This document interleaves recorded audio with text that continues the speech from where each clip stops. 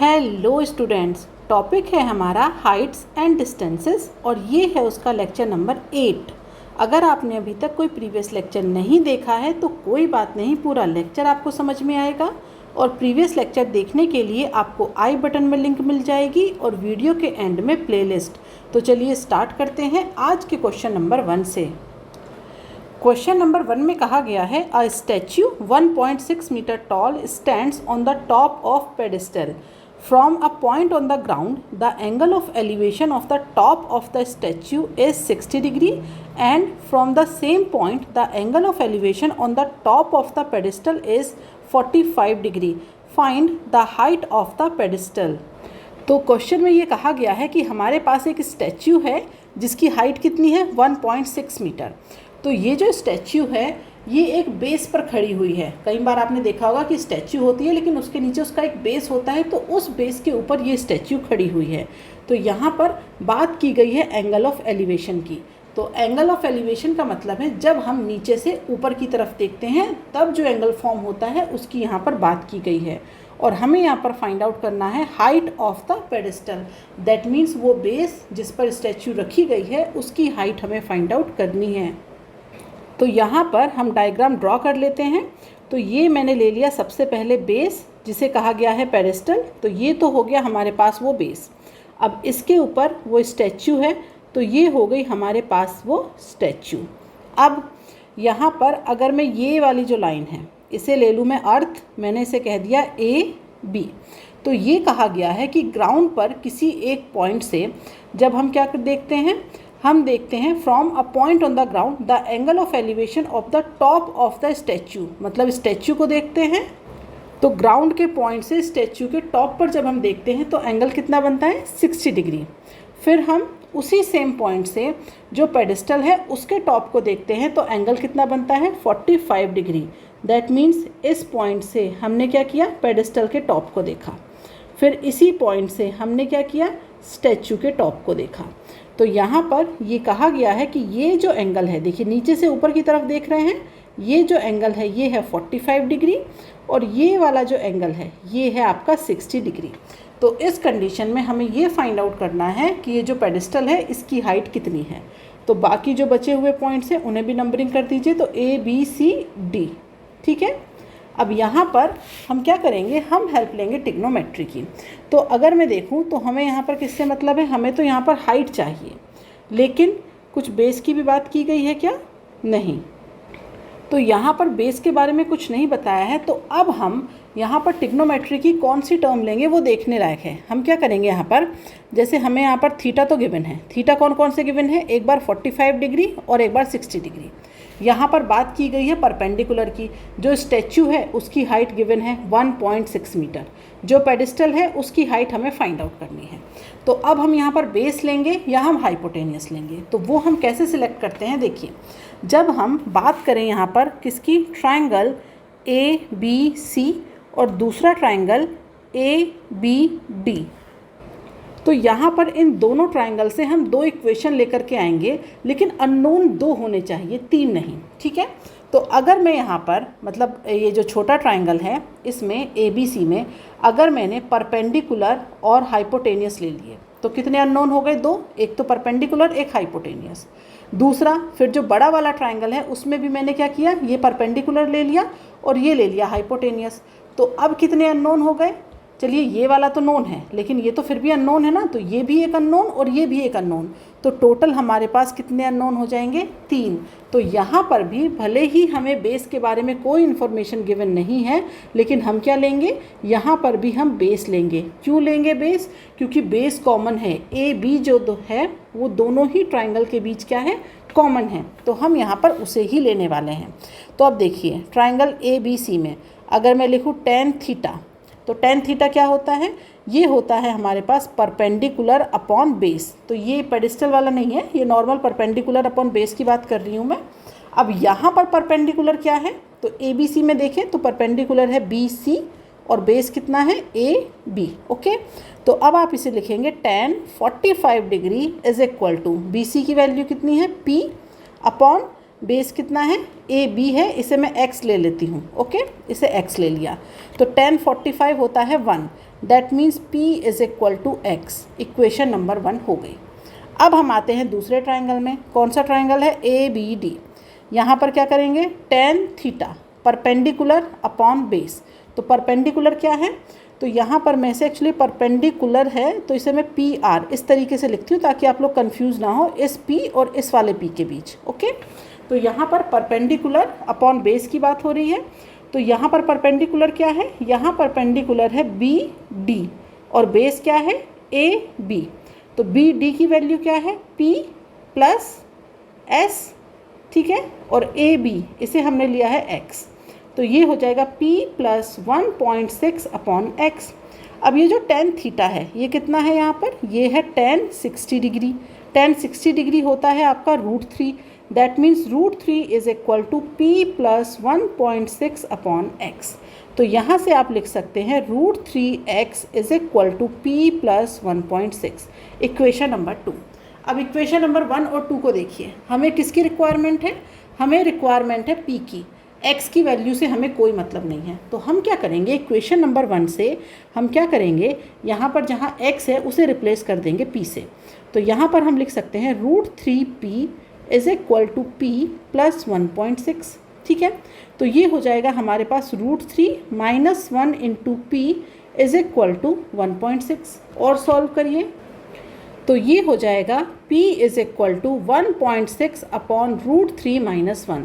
तो यहाँ से √3 माइनस 1 ये डिनोमिनेटर से हटाने के लिए √3 प्लस 1 का ऊपर नीचे कर दीजिए मल्टीप्लाई। तो 1.6 इंटू √3 प्लस 1 अपॉन 3 माइनस 1। तो ये हो जाएगा 1.6 इंटू √3 प्लस 1 अपॉन 2। तो ये हो जाएगा P is equal to 0.8 into √3 plus 1। थोड़ा सा और अरेंज करके लिखना चाहें तो आप इसे लिख सकते हैं। देखिए 0.8 है ये, तो आप इसे क्या लिख सकते हैं? यहाँ पर हम इसे लिख सकते हैं 8/10 इंटू √3 प्लस 1। तो ये P इज इक्वल टू हो जाएगा 4/5 √3 प्लस 1। और ये आंसर हो जाएगा हमारे पास मीटर में। ठीक है, क्योंकि जो वैल्यू है वो मीटर्स में गिवन थी तो यहाँ पर ये मीटर में हो जाएगा। तो क्वेश्चन में हमने क्या किया, एक बार फिर से देखिए। क्वेश्चन में ये कहा गया था कि हमारे पास एक बेस है, मतलब ये एक बेस है जिसे पेडिस्टल कहते हैं। इसके ऊपर यहाँ पर ये है स्टैच्यू। अब अगर अर्थ पे एक पॉइंट है, पॉइंट A, यहाँ से हम अगर बात करते हैं स्टैच्यू के टॉप की, दैट मीन्स यहाँ की, तो एक एंगल बनता है 60 डिग्री और जो पेडिस्टल का टॉप है वहाँ पर एंगल बनता है 45 डिग्री। तो ये 45 डिग्री और ये वाला पूरा हो जाएगा 60 डिग्री। तो अब यहाँ पर पेडिस्टल की जो हाइट है, जो वैल्यू है, वो हमें फाइंड आउट करनी थी। तो अब उसे फाइंड आउट करने के लिए हमने क्या किया, यहाँ पर हमें ये तो पता है कि हम परपेंडिकुलर लेंगे, लेकिन अब परपेंडिकुलर के अलावा कौन सी क्वांटिटी हम लेंगे? हम बेस लेंगे या हाइपोटेनियस लेंगे? तो मैंने यहाँ पर आपको बताया कि अगर आप हाइपोटेनियस सिलेक्ट करेंगे तो दोनों ही ट्राइंगल के हाइपोटेनियस क्या हैं? अलग अलग। तो यहाँ पर 2 तो हाइपोटेनियस हो जाएंगे, एक ये पेडिस्टल हो जाएगा, इक्वेशन 2 बनेगी, अननोन 3 हो जाएंगे। तो ये क्वेश्चन ऐसे सॉल्व नहीं हो पाएगा। तो हमें यहाँ पर परपेंडिकुलर के साथ बेस ही लेना पड़ेगा। इसीलिए हमने यहाँ पर कौन सा ट्रिग्नोमेट्रिक रेशियो लिया? हमने लिया यहाँ पर tan थीटा। तो दोनों ही ट्राइंगल में tan थीटा का यूज़ करिए, 2 इक्वेशन बनेगी, 2 अननोन है, हमें सिर्फ एक अननोन फाइंड आउट करना है और वो हमने फाइंड आउट कर लिया। ठीक है, तो अब हम आ जाते हैं क्वेश्चन नंबर 2 पर। क्वेश्चन नंबर 2 पर में कहा गया है a TV tower stands vertically on a bank of canal from a point on the other bank directly opposite the tower the angle of elevation of the top of the tower is 60 degree from another point 20 meter away from this point on the line joining this point to the foot of the tower the angle of elevation of the top of the tower is 30 degree find the height of the tower and the width of the canal। तो इसका मतलब ये कि यहाँ पर एक नहर है, नदी है, तो उस नदी के मतलब एक तरफ क्या है, एक टीवी टावर लगा हुआ है। तो सबसे पहले तो यहाँ पर एक मैंने नहर या नदी जो भी है वो ले लेते हैं। तो ये हो गई हमारे पास एक कैनल जिसे मैंने कहा AB। अब इसके किसी एक तरफ हम क्या करेंगे, टीवी टावर को खड़ा करेंगे। तो ये हो गया टीवी टावर यहाँ पर खड़ा। अब ये कहा गया है कि नदी के दूसरी तरफ अगर देखा जाए तो कैनल के जो दूसरी तरफ है वहाँ पर जो पॉइंट है उससे इस टावर के तरफ जो एंगल बनता है टावर के टॉप पर, वो एंगल कितना बनता है, वो एंगल बनता है 60 डिग्री। मतलब ए बी जो है वो एक कैनल है जहाँ पर एक तरफ मतलब किसी भी एक जो कैनल के जो दो वो होते हैं किनारे, उसमें से एक किनारे पर एक टीवी टावर खड़ा है, तो ये है टीवी टावर। ओके, तो अब दूसरे किनारे पर से एक पॉइंट से अगर टीवी टावर के टॉप की तरफ देखा जाए तो एंगल बनता है 60 डिग्री। अब हम इस किनारे से क्या करते हैं, 20 मीटर दूर चलते हैं। तो ये चले गए हम 20 मीटर दूर, ये हो गया हमारे पास 20 मीटर। तो जब हम 20 मीटर की डिस्टेंस पर जाते हैं तो वहाँ से अगर टीवी टावर के टॉप की तरफ देखें तो फिर से एक एंगल बनेगा, और वो एंगल कितना हो जाएगा, वो एंगल हो जाएगा 30 डिग्री। तो अब अगर ये कंडीशन है तो हमें फाइंड आउट करना है height of the tower and width of the canal. That means अगर इस पॉइंट को ले लूँ मैं C और इसे ले लूँ मैं D, तो हमें यहाँ पर क्या फाइंड आउट करना है, AD, जिसे हम कहेंगे टावर की हाइट T, ये हमें फाइंड आउट करना है। दूसरा हमें ये फाइंड आउट करना है कि जो कैनल है उसके जो दोनों किनारे हैं उनके बीच की डिस्टेंस कितनी है, तो हमें यहाँ पर AB भी फाइंड आउट करना है। तो ये दो क्वांटिटी हैं AB और AD जो हमें फाइंड आउट करनी है। अब फाइंड आउट करने के लिए कौन सा ट्रिग्नोमेट्रिक रेशियो लेंगे, तो फिर से देखिए फाइंड आउट क्या करना है, हमें फाइंड आउट करना है ये परपेंडिकुलर, यही तो फाइंड आउट करना है टावर की हाइट। तो हमें यहाँ पर परपेंडिकुलर को फाइंड आउट करना है, दैट मीन्स परपेंडिकुलर तो रहेगा। लेकिन अब ये जो सारा कैलकुलेशन हो रहा है ये किस चीज़ पर डिपेंड कर रहा है, हम बेस की तरफ खिसके हैं। ये जो 20 मीटर हम गए हैं, एंगल 60 डिग्री से 30 डिग्री हो गया, ये कैसे हुआ, जब हम 20 मीटर शिफ्ट किए। दैट मीन्स यहाँ पर बेस को कंसिडर करना पड़ेगा। तो इसका मतलब फिर से हम क्या लगाएंगे यहाँ पर, tan थीटा। तो हम यहाँ पर यूज़ करेंगे इस tan थीटा का, एक बार tan 30 और एक बार tan 60। तो चलिए लगाते हैं। सबसे पहले लगाएंगे हम ट्रायंगल ABD में। तो अगर इस ट्रायंगल की बात करूँ तो ये हो जाएगा tan 60 degree is equal to perpendicular T और बेस कितना हो जाएगा AB। तो इस बेस को मैंने लिख दिया है यहाँ पर x। तो tan 60 होता है √3 is equal to T upon x। तो जो T है टावर की हाइट है वो है √3x। अब सिर्फ x की वैल्यू आ जाए तो टावर की हाइट हम फाइंड आउट कर लेंगे। तो हम आ जाते हैं दूसरे ट्रायंगल में। कौन सा ट्रायंगल है, ACD। इसमें क्या हो जाएगा, tan 30 degree, perpendicular T, base कितना हो जाएगा, बेस हो जाएगा AC, दैट मीन्स 20 + x। अब tan 30 कितना होता है, 1/√3, ये हो जाएगा टावर अपॉन 20 + x। तो इसका मतलब √3 × T is equal to 20 + x। अब यहाँ पर हमारे पास दो इक्वेशन है और दो ही अननोन हैं, हमें इस T और x की वैल्यू ही फाइंड आउट करनी है। तो अब अगर इसे मैं बोलूँ इक्वेशन नंबर 1 और इसे मैंने बोला इक्वेशन नंबर 2, तो दोनों इक्वेशंस को सॉल्व करते हैं। तो यहाँ पर मैं लिख सकती हूँ √3। अब इक्वेशन नंबर 2 में 1 की वैल्यू पुट कर रही हूँ। इक्वेशन नंबर 2 को देखिए, √3, और यहाँ पर इक्वेशन नंबर 1 से T की वैल्यू क्या है, √3 × x is equal to 20 + x। तो ये हो जाएगा 3x is equal to 20 + x, that means 2x is equal to 20, that means x is equal to 10। और ये सब मीटर में चल रहा होगा, 20 मीटर खिसके थे ना, तो ये है हमारे पास मीटर में। तो x की वैल्यू आ गई। अब अगर x की वैल्यू आ गई तो t की वैल्यू क्या हो जाएगी, ये हो जाएगी √3 × x। तो t is equal to 10 × √3 metre. Okay, तो इसका मतलब ये हुआ कि जो हमारे पास टावर है उसकी हाइट कितनी है, 10√3, और जो हमारे पास ये कैनल है उसके जो किनारे हैं, जो बैंक हैं उसके, वो कितनी दूरी पर हैं, वो है 10 मीटर की डिस्टेंस पर। तो यहाँ पर विड्थ फाइंड आउट हो गई कैनल की। तो ये है हमारे पास विड्थ और ये है हमारे पास टावर की हाइट। ओके, अब हम आ जाते हैं आज के अगले क्वेश्चन पर। क्वेश्चन नंबर 3 में कहा गया है, from the top of a 7 metre high building the angle of elevation of the top of a cable tower is 60 degree. ठीक है, तो एक 7 मीटर हाई की बिल्डिंग है। अब इस बिल्डिंग से एंगल ऑफ एलिवेशन मतलब इस बिल्डिंग से आपको और ऊपर की तरफ देखना है एक केबल टावर को, और जहाँ पर वो एंगल जो बन रहा है वो कितना बन रहा है 60 degree. The angle of depression of its foot, अब उसके फुट का जो एंगल ऑफ डिप्रेशन है मतलब उस बिल्डिंग से अब आप उस केबल के फुट की तरफ देख रहे हैं तो वहाँ पर कितना एंगल बन रहा है 45 डिग्री। तो हमें फाइंड आउट करना है टावर की हाइट। तो इसका मतलब ये हुआ कि यहाँ पर अगर मैं ये कहूँ कि ये हो गई हमारे पास 7 मीटर हाइट की एक बिल्डिंग। अब इस बिल्डिंग के सामने हमारे पास क्या है, क्या कहा गया है, angle of elevate cable tower. Okay, तो ये हो जाएगा हमारे पास केबल टावर CT, और बिल्डिंग को मैंने लिख दिया है B से, और बिल्डिंग की हाइट है 7 मीटर। अब यहाँ पर अगर मैं इसे कहूँ ये एक बेस है, ओके, तो यहाँ पर बेस पैरेलल में ड्रॉ कर लिए जाते हैं, तो ये भी एक बेस हो गया। अब ये कहा गया है कि बिल्डिंग के टॉप से जब हम इस केबल टावर के टॉप को देखते हैं इस तरीके से, तो जो एंगल ऑफ एलिवेशन है वो कितना बन रहा है, यहाँ पर ये एंगल बनता है 60 डिग्री।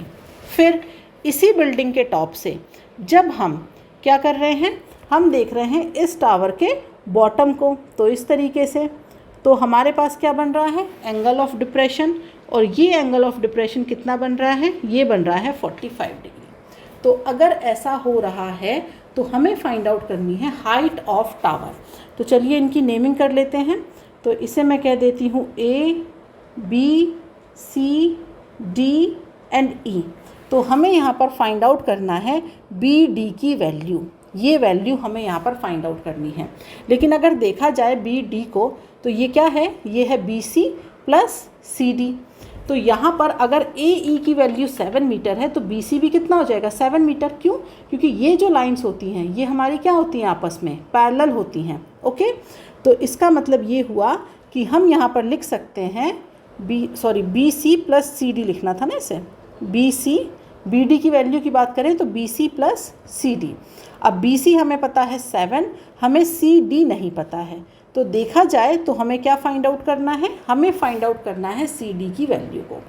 तो अब इसकी वैल्यू को फाइंड आउट करने के लिए हम क्या करेंगे, हम यहाँ पर ट्राइंगल्स लेंगे।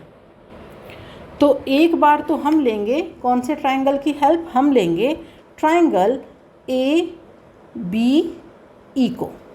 तो अगर हम इस वाले ट्राइंगल को देखें तो आप ये देखिए, ये वाला एंगल अगर 45 है दैट मीन्स ये एंगल भी कितना हो जाएगा 45 डिग्री हो जाएगा। तो यहाँ पर आप ट्राइंगल ABE में लिख सकते हैं tan theta is equal to, अब परपेंडिकुलर क्या हो जाएगा AE और बेस क्या हो जाएगा AB। तो यहाँ पर tan थीटा 45 की बात हो रही है, tan 45 डिग्री, AE कितना है 7 और AB, इसे AB ही लिखा रहने दीजिए, tan 45 होता है 1। दैट मीन्स ये जो AB है ये हमारे पास हो जाएगा 7 मीटर, इक्वेशन नंबर 1। ओके, अब हम आ जाते हैं दूसरे ट्राइंगल पर। हमें बेसिकली CD चाहिए ना, तो CD निकालने के लिए हम ट्राइंगल CDE इसकी हेल्प लेंगे।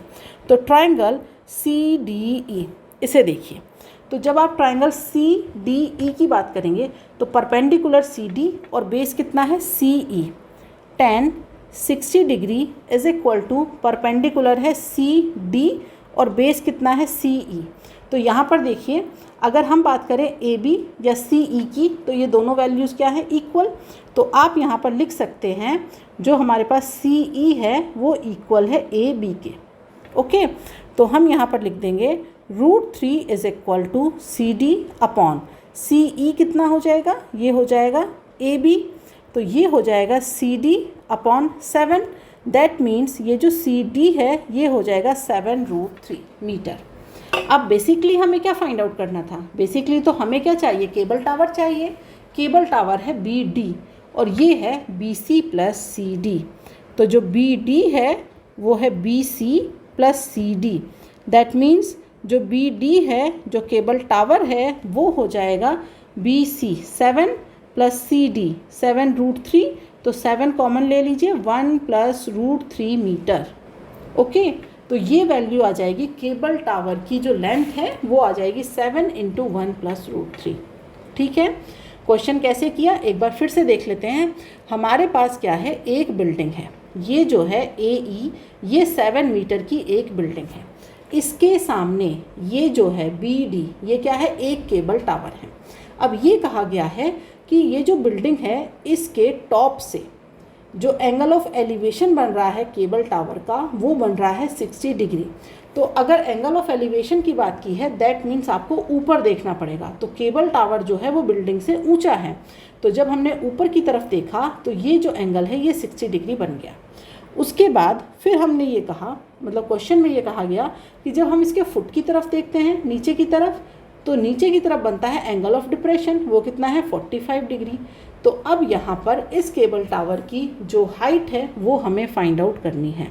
तो उसे फाइंड आउट करने के लिए हमने क्या किया, एक बार तो हमने लिया ये वाला ट्राइंगल, ठीक है, ये ट्राइंगल लिया। दूसरी बार हमने लिया ये वाला ट्राइंगल। तो इन दोनों ट्राइंगल की हेल्प से हमने क्या किया, बेसिकली हमें CD चाहिए था, क्योंकि AE और BC ये दोनों क्या है, इक्वल हैं। तो जब ये दोनों इक्वल हैं तो हमें बेसिकली, मतलब ये दोनों हमारे क्या हैं, इक्वल हैं, तो बेसिकली हमें रिक्वायरमेंट थी CD की। तो CD की वैल्यू हमने फाइंड आउट कर ली, और CD की वैल्यू आने के बाद जो हमारा टोटल केबल टावर की जो लेंथ है वो क्या थी, इन दोनों वैल्यूज़ का एडिशन, तो वो हमने यहाँ पर फाइंड आउट कर लिया। ओके, तो आज के लिए इतना ही। किसी भी क्वेश्चन में डाउट है तो आप मुझे कमेंट बॉक्स में लिख करके बता सकते हैं। नेक्स्ट क्लास में मैं आपके डाउट को वहाँ पर बताऊँगी। और ये जो लेक्चर मैंने आपको पढ़ाया है इसके जो नोट्स हैं, PDF फाइल है, वो आपको टेलीग्राम चैनल पर मिल जाएगी, लिंक नीचे डिस्क्रिप्शन में दी गई है। अगर आपको इन क्वेश्चंस में थोड़ी सी भी प्रॉब्लम है, इसका मतलब ये है कि आपने ट्रिग्नोमेट्री अभी नहीं पढ़ी है। तो अगर आप ट्रिग्नोमेट्री पढ़ना चाहते हैं तो उसकी भी प्लेलिस्ट यहाँ पर एंड में दी गई है, तो ट्रिग्नोमेट्री को ज़रूर पढ़ लीजिए, तभी आपको हाइट्स एंड डिस्टेंसेस के जो कॉन्सेप्ट हैं वो आपको क्लियर होंगे। तो आज के लिए इतना ही, मिलेंगे नेक्स्ट क्लास में नए क्वेश्चनों के साथ। Bye bye students.